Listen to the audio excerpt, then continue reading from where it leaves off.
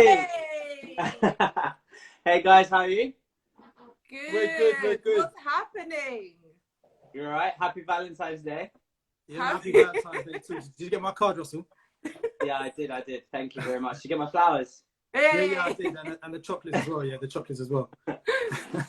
Cool. Oh gosh, people are actually joining us. This is great. Hello, guys. It's good to see you. Oh, hi guys. Thanks for joining.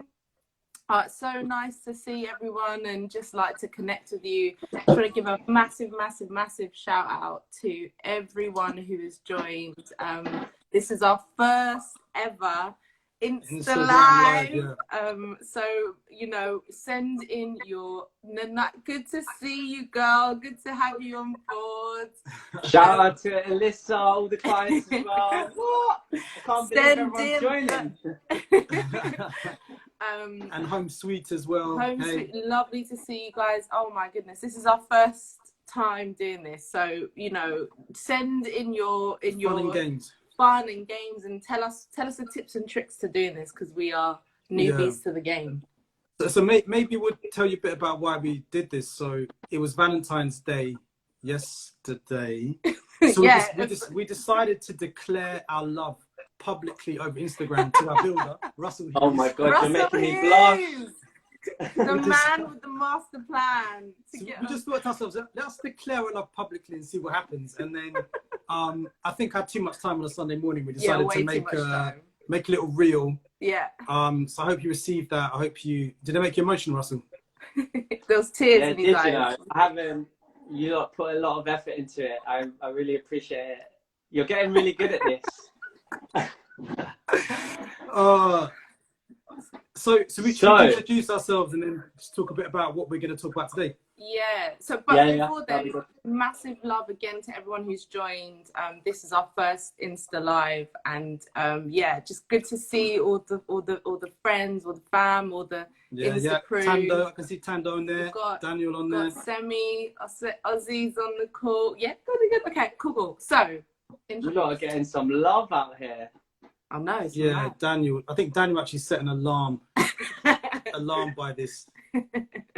Okay, so Russell, I mean, we're going to talk a bit today about how we met.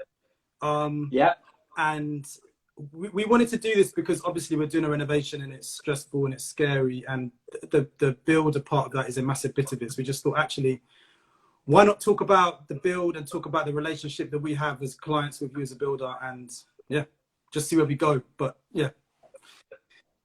okay, so yeah, I guess I'll tell you a little bit about myself. Yeah, who are you, Russell? Who are you, Russell? Yeah, why are we always posted about you? I'm Russell Hughes. We're building an electrical company.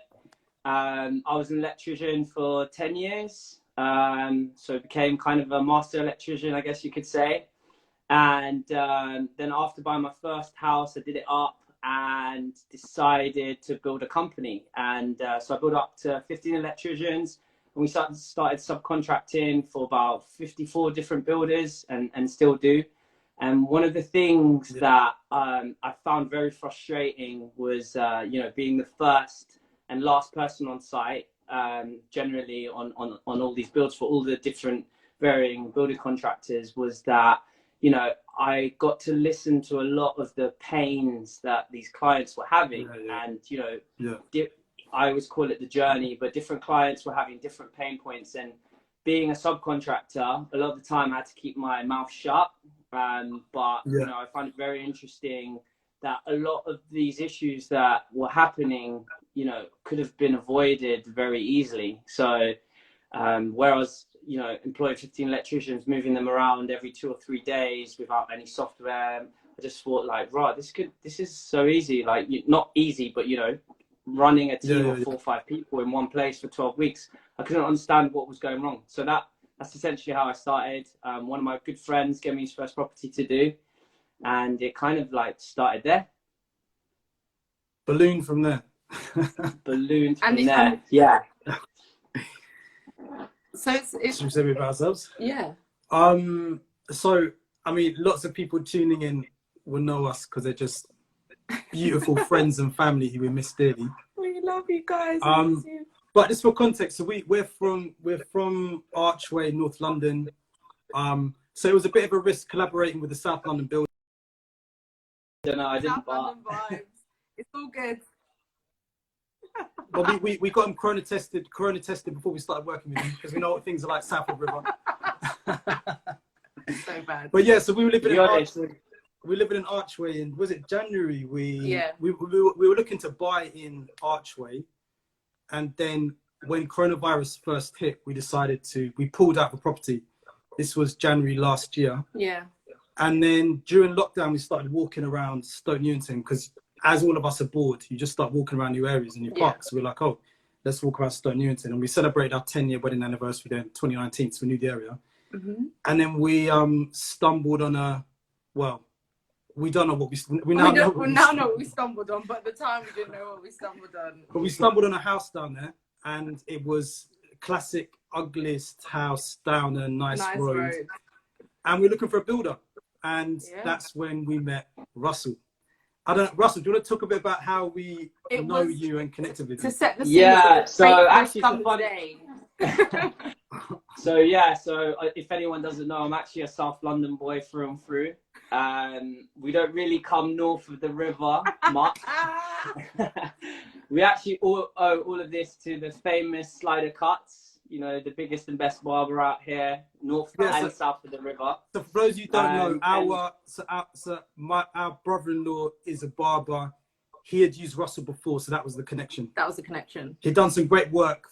Russell done some great work for a brother-in-law, and that was a connection. That's how we first kind of connected. Yeah, so it was actually who does my marketing, a big part of my team. He was following Slider and loved all his content and would constantly come in every day and be like, Russell, look at this video of him doing his morning wake up call. You need to start doing this stuff. And I was like, I'm never going to go and do these videos. And I started watching Slider, and I was just like, wow, this guy's like amazing what he's doing with his Instagram, really inspiring. It felt, you know, a lot of the things that I've wanted to do, like helping people, and all these things Slider was doing, and like I was getting quite inspired. And then secretly reached out to Slider because he was looking for some work, because I always said we don't work in North London, period. You know, we don't go north of the river. We don't go there. We don't go there. South London, you know how it is for those South London people out here. Sorry, North London. But no, on a serious, so reached out because Slider was looking for someone to do some work in his shop, and then Slider reached back out and said, yeah, would you be up for it? And I was just like, I was like, listen, we can't go North London, like, you know, the logistics of it all. But, you know, having seen his videos and stuff, you know, I thought, okay, you know, we'll give it one shot, one North London job, and we'll see how it goes. And ended up doing some work and transforming his shop, and got to meet him, really lovely guy. And yeah, it started from there. And then I think you guys gave me a call because you were looking for some advice on this new property you found. Yeah, so we found this property, and I mean, I think some people nicknamed it the Titanic because of the floor was it was like so rocky and bowy. I think you could place a coin on one side. And no, a Malteser. You could place a Malteser and roll down to the other side. So we were a bit worried. The estate agent said, "Oh, it's an old house. Sometimes old houses have bows." So we thought, okay, maybe. We didn't know. Yeah. So we called up Russell and we said, "Oh, Russell, can you come and have a look at the house?" So Russell drove down, and I think the first thing that struck us as being a bit strange was that it was a builder driving a Tesla, which was a bit weird. A builder driving a Tesla. We was like, So we were a little bit concerned about what the prices might be. I'm trying to save the planet out here, you know, trying to do my bit for the planet. Good, yes. We're all for sustainability, all for that. But we did think, oh, this is different. So we're thinking, wait, who's this guy? He comes along, mixed race guy in a Tesla. Who is he? That's not the classic builder or the types of builders or contractors we have in the past. So we were intrigued. Anyway, we looked around the house, and Russell, what was your first thoughts of when you walked into the property? Honest thoughts. Give us your honest thoughts of when you walked into the property. Yeah, I was like, wow. Like, the floors were uneven, and obviously someone was living in there, if I remember correctly. Like, and I was Yeah. just thinking, like, are you lot seriously gonna buy this? And I was obviously trying to be, you know, I was being empathetic and like trying to be very careful with what I said and trying to read you guys and on what you were feeling about it. But like at the same time, I could see that, you know, you really saw the potential in it. And but yeah, I was just worried about those floors being uneven. That was the main thing that worried me. But you know, I think It worried me too. from seeing you guys, you know, and Julia saw a lot of potential in the design aspects, and you know, I could see that she was seeing like a home there. So I kind of like went along with what you guys saw to begin with, and waited to see what was going to happen. Yeah, it was really nice actually when you walked in, because I think we were quite nervous when you came in, because you know, when you kind of see builders coming, you look to their faces to tell you if like a property has good bones, or if it's like really bad, if there's any problems. So like I was just looking at you thinking, does this guy think we've just got a really bad deal? So you were really kind of like, you know, kind of just, I don't know, you just kind of talked us through the process. Okay, this looks like it might need a bit of fixing up, and here I can see there's some problems here, and you kind of just like pointed out, but you didn't like dampen the spirits of like, this is a really exciting thing and there's lots of potential here. So that for us was really encouraging for us having you come in and say, this is what is doable, and this is kind of what can be fixed. And I think it was around and again, this is an interesting part of it, but I think it was around when BLM was at its height. Yeah. And so we were really involved in our companies around driving like diversity inclusion agenda. We were feeling a lot of pain at the time. So there was also this thing of like, we're about to spend a whole load of money. Yeah. Oh, sorry. Can you hear us? Are we back? Can you hear us? Oh, it's frozen. Oh. Is all... Yeah, it's cool now? Signal! Is Russia's trying to hack us? Yeah, it's good now. It's good. I blame 5G. Yeah, so basically it was around when BLM was happening, we were actually hurting a lot around thinking about lots of experiences we have in life and how we just put up with things. So for example, we often had builders or contractors who might come into our house and treat us a bit weirdly, or a surveyor might come around and doubt that we own the place we're in. So we were in this place where we were kind of talking a lot about BLM, talking about diversity, all those sorts of things. And I remember when we went down for a beer, you came, looked to the house, and then we organized to go for a beer and just talk about the build and talk about loads of things. And I remember us talking about diversity in business, diversity in the building industry, and also how scary it was for us as two Black people to invite someone into our home sometimes where we're always getting these kind of microaggressions or strange comments or strange looks, that it felt important for us to feel safe in that process. And we talked a lot about that, didn't we?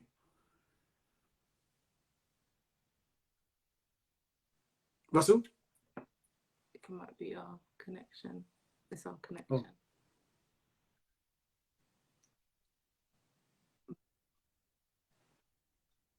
When you go to 4.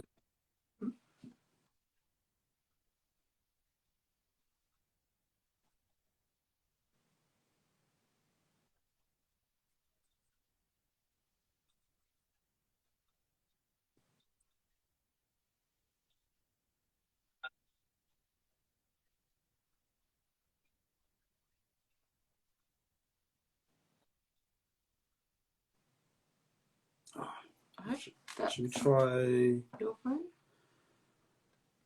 Is it your phone? Might still be live. It is. Why do you go to your 4G, Jules? Go to your 4G.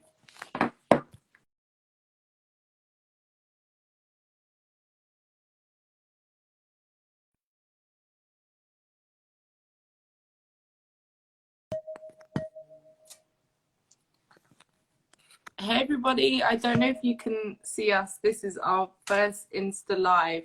So apologies if we lost you or lost Russell, if you can hear us. Should we come out and come back in? Oh, Russell's gone. Okay, Oh. Russell's left, but we are still here. So I think. Can you hear us?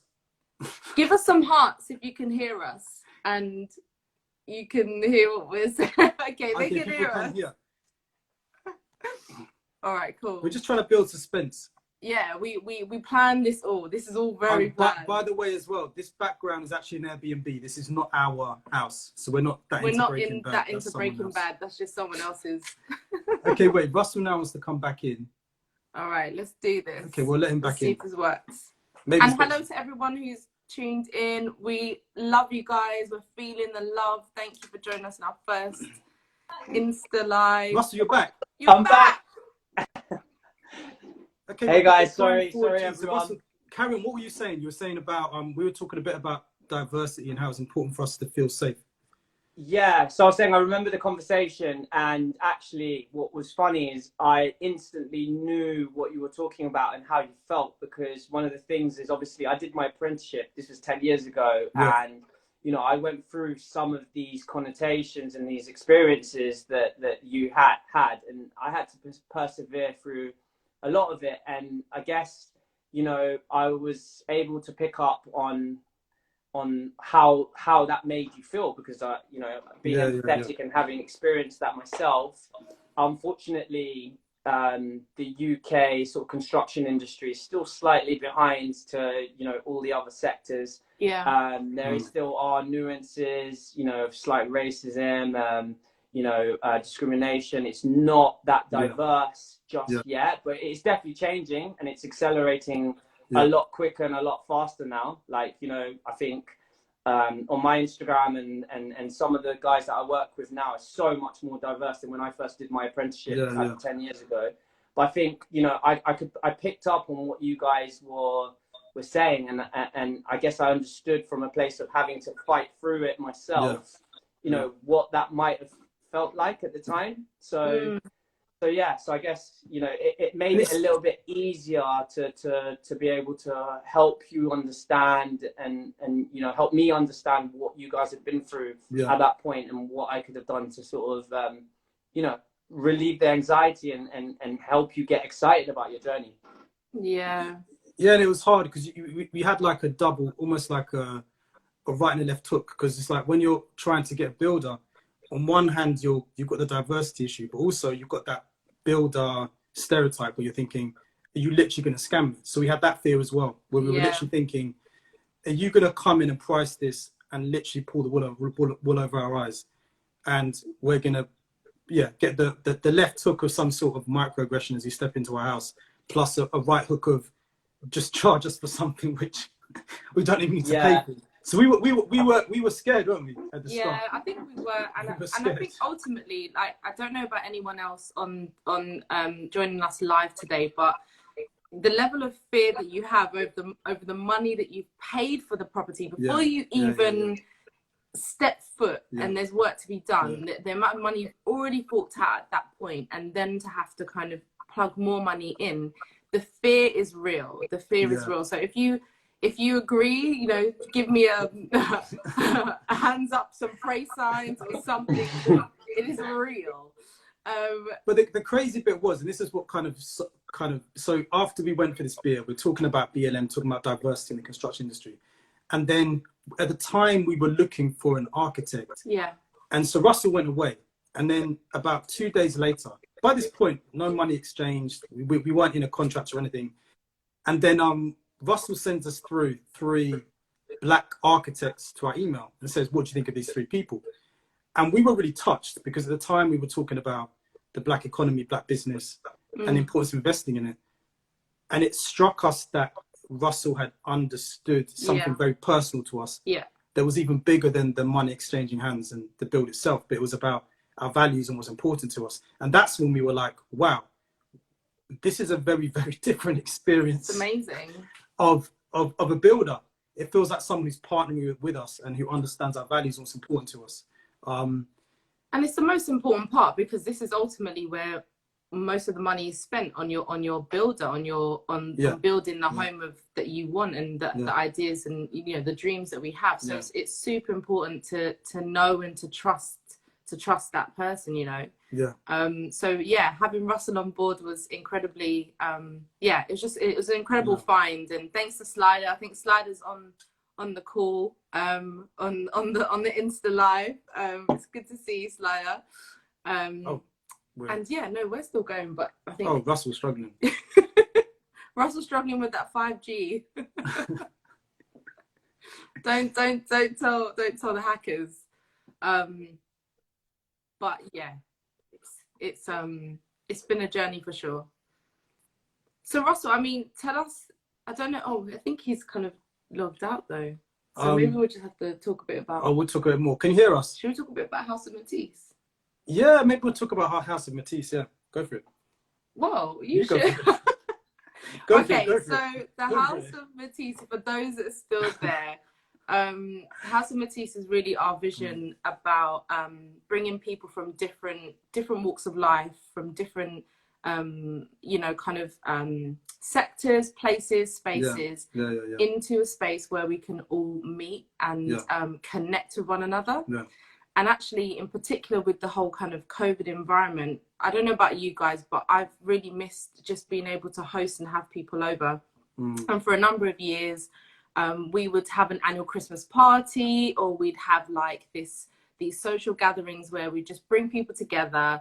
And if my best bud show, I don't know if she's still here, but we'd always be dancing to like garage or to like old school 90s R&B, and we'd love it. And, oh, he's back. He's back. We're talking about House of Metis. House of Metis. Yeah. Okay. Yeah. I've actually picked out. I don't know what's going on, but sorry, guys. So we'd have these kind of like gatherings, and what we loved was that our worlds are so diverse. Our worlds, we're interested and we're curious about people, and we love to hear about what people's doing, what their lives are like.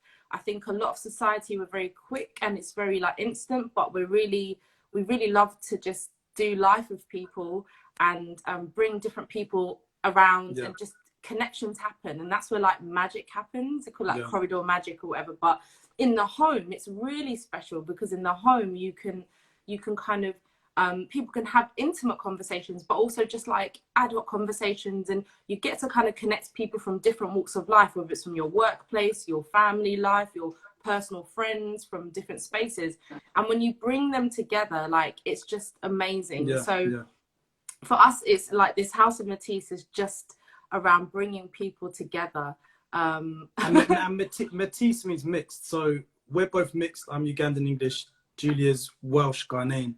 And so our lives have always been like at the crossroads of cultures. And so one thing that pains us being in London sometimes is the real separation. So the fact that whether it's black and white people, rich people, or people that are struggling socioeconomically or class, there's so much separation. So Metis is about mixing, and it's about bringing people around one table. So what we're planning to do when COVID ends is, and this is literally, it's a free thing. So it's not like a commercial thing. It's literally, we want to curate a table where we bring in a different person each month who cooks and serves their food and talks about what family means to them and what culture means to them.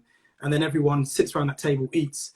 And then we want to curate the guest list so that there's different people around that table. So maybe we get like a creative, and we get an entrepreneur, and we get a doctor, and we get a teacher, and we get someone looking for work, and we get them around a table. And then we kind of trust and see what happens and what kind of value gets unlocked between people. That's kind of House of Metis in a nutshell. Short. Yeah. So we kind of, we're mixed, and everyone comes with their own incredible stories and journeys and history, and we want to bring their mixedness to the table and to kind of create something really special. Where do you sign up? Well, we haven't got home yet. We don't actually have a roof yet, so we're a little bit away. We need a roof first. Once we get a roof, we'll then build a table. Once we build a table, you'll get the invite. So yes, we will play 90s songs, because 90s music is the best music. Yes, guys, I absolutely love that, and I think that kind of nicely goes with, you know, what I'm trying to build with my company. And, you know, one of the things that from the very beginning is I've tried to hire people on the merits of who they are and the potential that they could bring to the business. And, you know, that was one of the things that I struggled with at the beginning in construction. You know, I was this young, hungry young man, and I wanted to be one of the best electricians in South London and now North London as well. And, you know, I really struggled to get given the opportunities. And, you know, my story was actually like after a year and a half while I was at college trying to just find an electrical company like offering to work for free, you know, I just couldn't get anyone to take me on. So I decided, you know, the only way I could think about it was go be a labourer for a construction company. And, you know, I'd wait until that electrical company came on.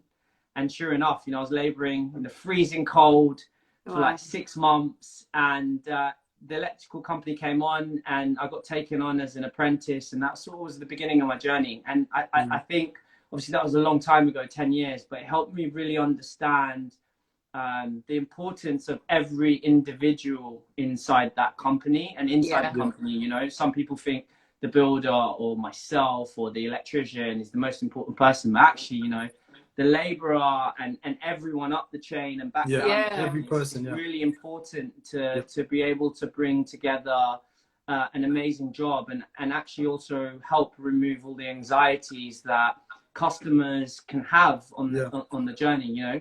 And I think what's funny is the reason why I call it the journey is because I think for each different person, they've all either had previous experiences or have never and heard stories, horror stories or good stories.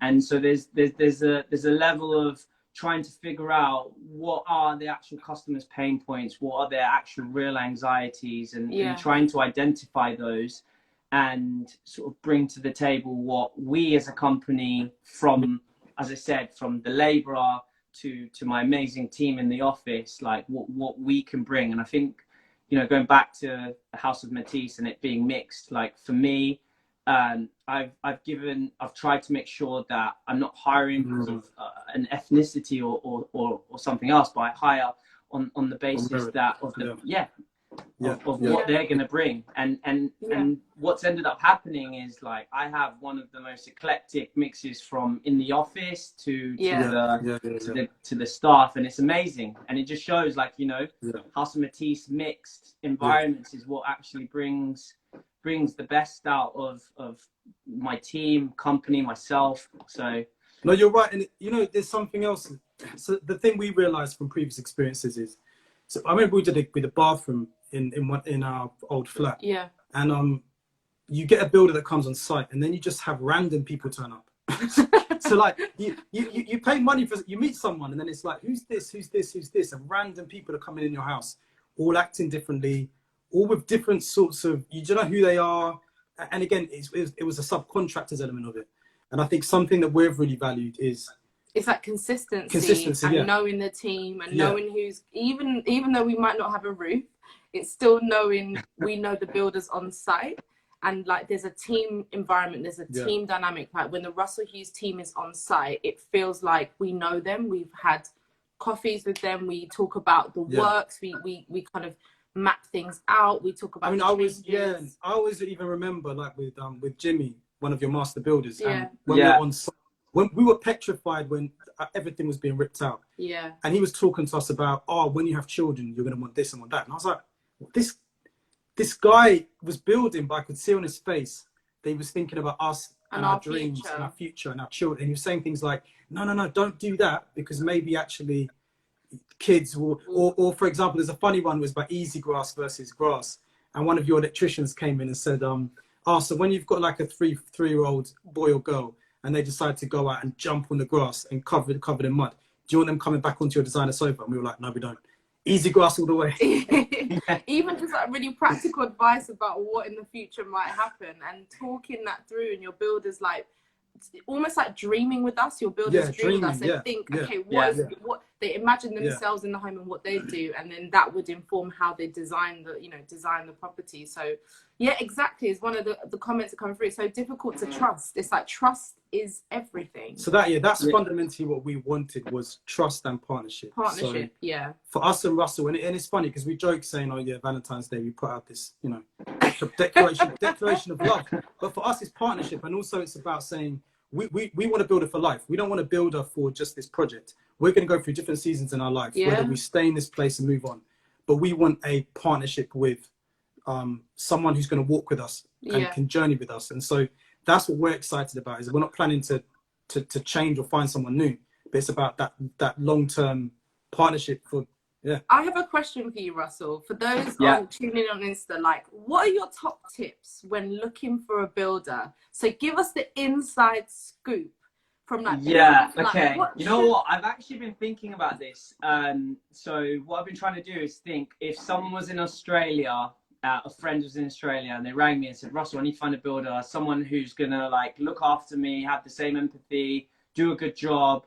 What are the things you would look for? So I mean, for me, the first thing is presence. You know, like, I put my name on the tin for a reason, because like, I knew that I wanted to be in this for the long term, and I wanted to be held accountable for the work that I did. So like, it was really important. I was going to call my company like Switched On or something electrics. And so one of the first tips is, I'd say, is try and find someone or a company that, you know, it doesn't necessarily have to have their name on the tin, but that has a lot of presence, has a physical place, like an office that you can go visit, you know, so they're not just like, not that there's anything wrong, but I think if you're doing a big project, you know, I think it's quite important to know that you're going to be trusting this person with all your money and your dreams and your hopes. You know, can you go and visit them? Is there a place that you can go knock on the door if something goes wrong? Get their address. Get their address, you know. Another thing, like going back to presence, you know, I think, you know, have they got a website? I didn't have a website, so I'm saying these things, guys, and hopefully I'm not putting anyone off. You know, there are loads of amazing traders, some people who are actually on the video now. London Plumber, big shout out to him. Don Claude, 24 Hour Steel, a lot of my partners. I know all my trusted partners are on this. Shout out to all of you lot. Shout out to my niece Amara watching this. Shout out to the Mandem. Shout out to the Mandem. I'm joking. So I think that's one of the other things, you know, it's just about presence, I think, and making sure, you know, it's because like a lot, unfortunately, Checker Trade and these other sites have been saturated, and they don't really do the vetting that they used to do. So it's like amazing. Some of these guys have 1,000 reviews, all 5-star, but it's about just actually doing a little bit more research. Have they got an Instagram? Have they got a website? Have they got a presence? Can you speak to the owner? Which is not always possible. But I'm saying out of these 5 or 6 things, if you could just get 3 of them, then that's always a good sign and a good start. Russell, because that's something that struck us. So I remember early on, when we first heard about, you know, it's Russell Hughes, we asked them, we said, oh, Russell Hughes, where did that name come from? And I remember you said, if it's my work, my name's on it. So like, you can trace it back to the source. So, you know, like we talk about our house being a Russell Hughes house, you know, it's like it will have a Russell Hughes imprint on it. And that will be built into the foundation of it. Not just the physical part, but the kind of spiritual, relational part of this relationship is built into the fabric of the house. And I think that got us, because we're like, oh, wow, okay, so this is not just, basically, you're not going to jump on a plane to, I don't know, to Malaga. jump on a plane to Malaga. Back to Kenya, where I was born. Back to Kenya. No. It's interesting, like, and it really does actually make a difference for me as well, because, you know, even when, like, at the beginning of this journey, I didn't have this amazing, great team that I have behind me now. And, you know, I'd say probably the most difficult thing for anyone who's watching this that's starting their own company or in. Sorry, just pause for a second. You're back. Yeah, I'm back. You know, one of the most difficult things they say in any business is finding good people, and finding people that match your vision, your culture, your values. And it was a big struggle at the beginning, you know, like I'd find people who would talk the talk and sometimes even walk the walk, but then ultimately they wouldn't care at the end of the day. They'd do the job, leave and not care. And it took me 3 years to basically drum it into the people that were willing to stay with me. Like, we always go back. There's no if, buts, or maybes. We always go back. It never came out their pocket. It always came out my pocket as well. So that was another thing to really drive home the culture and the values. You know, it couldn't be always them coming out. So when they made a mistake or something wasn't done right, and it's still something I do to this day, you know, like, I'm not perfect. We're not perfect as a company. Sometimes, you know, we'll send someone and they might make a mistake, but we always go back. And I think that was one of the most important things that it took ages to drive home, you know. Guys would get pissed off, like, why are you sending me back? I've done it. And it's just like, what don't you get? Like, you know, it's the customer's home. This is where they live. Someone else is not going back to fix our work. And, you know, after a very, very long time, I managed to find a group of people that actually understood, like, shit, he's going to make us go back. So let's just do it right the first time. He's not ramping every time. Get it right the first time. And that was difficult, paying for everything on my own pocket. But there was an interesting bit for us. So if anyone's doing a renovation process, when you're a terraced house, you have to get something called a party wall agreement, which is where your neighbor agrees to basically you kind of touching or building on the party wall between your house and their house. And basically your neighbor can cause you complete grief because if they decide to disagree or to be difficult. And I remember when we were doing the build early on and we were petrified because we were just like, please, we really hope that our neighbor signs off this party wall. And I went over there and I remember it was, again, one of your master builders, Jimmy, who had been building. I went over to our neighbor and our neighbor said, oh, your builders are very hard working and considerate. And I found out that Jimmy had been giving wood for their fire and been just building relationships. From your old floor. From the old floor that we ripped out.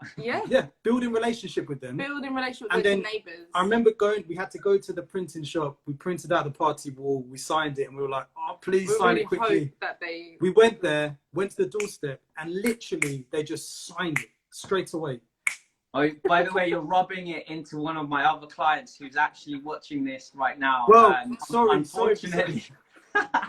No, on one side, they're having the same experience, but on the other side, it's an elderly lady. She's been there a long time. Obviously, she's got new neighbours, and she's a little bit concerned. So they're having to go through a bit of a more strenuous approach to it. But yeah, sorry, carry on.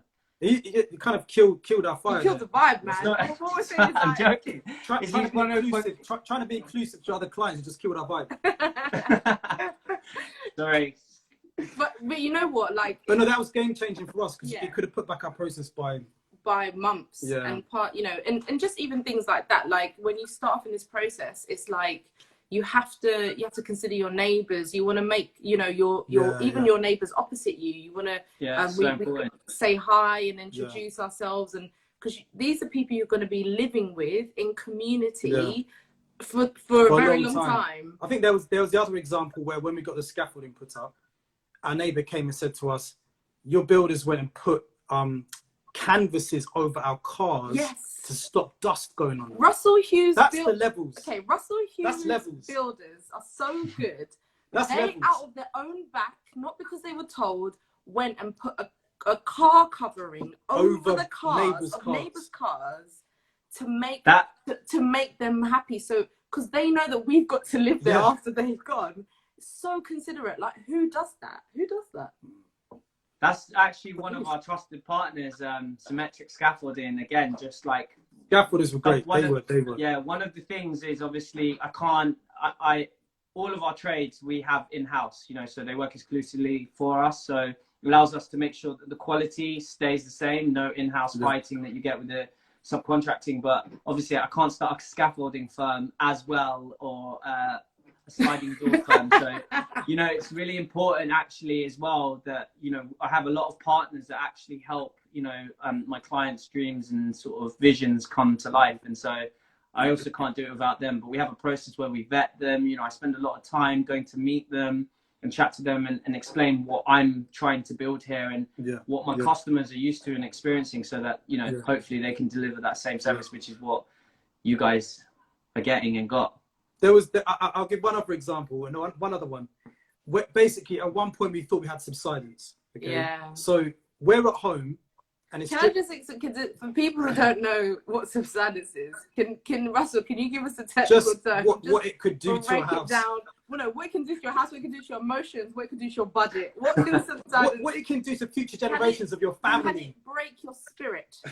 Can it break your spirit? So basically, in layman's terms, subsidence is when potentially your house could essentially fall down into a pit or into a hole. So, and what that basically means is that you have to dig foundations to re-strengthen under one or both sides of the house. So obviously, it's quite scary. That's not how it sounds very expensive. So what happened was, during the day, I get a call from Russell. Russell says, "Russell, I'm at your house." I said, "Oh, why are you at my house?" And he's like, "Oh, do you want to come over?" And I was like, This is suspicious. So I get on the bike, and he says, "Are you alone? Are you alone?" Him not knowing that Julia's a tough one, I'm the soft one. Russell should have spoken to me about this. My spirit is strong. I'm falling apart. Matilda's falling apart. So Matilda cycles over, and then I see Russell there, the master builder, and they're looking at me, and they're like, they give Matilda these eyes of and it's kind of like, "Oh, it's hi." This could be we could have subsidence issues. And to be honest, I didn't even know what it meant. We're so naive. We're just like, "Well, can you fix it?" Lord of mercy. But Russell came all the way from Mitcham, drove up. You do get money off because you're an electric car, so you can drive through zone 1. So it was a bit easier for you. Drove all the way from Mitcham to Hackney, turns up just because you wanted to make sure that when that news landed, I didn't fall apart. Yeah. So that was... It was really thoughtful, honestly. Just to reassure everybody, we found out later on we didn't have subsidence, but it was a strong possibility. So the moral of the story is, your builder drives all the way from South to North London to even deliver to you bad news, but it turned out that all was well.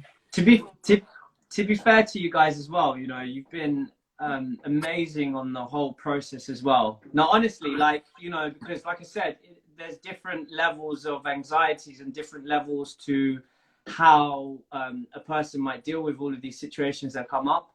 And, you know, like, if you have a family and you've had children, I think you'd be dealing with this differently. But, you know, 100%. I think at every step of the way, when I've explained things to you and you know, you've always kind of understood why we needed to do it, and you've been pretty relaxed and solution-based thinking, which is exactly what you need as a builder as well, you know. Just understanding what's going on, why it needs to happen, what your options are and what your choices. Because we've worked with some people before who, like, because they've had bad experiences, instantly, you know, react negatively. And obviously I know how to deal with that as well, but, you know, I think you've got to give yourself credit as well. Honestly, thanks, Russell. It's definitely a journey. Well, we've got like the best way of giving us some credit is shaving off those costs. Yeah. Shave down those itemized lines. Yeah, I'll have a look again for you. You're getting lots of hearts as well. People are hearting this. People are hearting this. People are pro you taking this. Yeah, action. Russell, if you're empathetic and caring about your clients, things, you know, the best way of showing empathy is just yeah. The problem is, if I cut the bill, then I won't be able to pay all my amazing staff, and this is a big one. Someone else will be getting less of an experience. It's not fair for all of these people that are looking for an amazing journey. I remember, Russell, one thing I remember you saying to us about builders is that often builders who are cheap have wafer thin margins. So they're cheap, but they will cut corners because they're trying to still make a profit. So if something is cheap, it's cheap for a reason.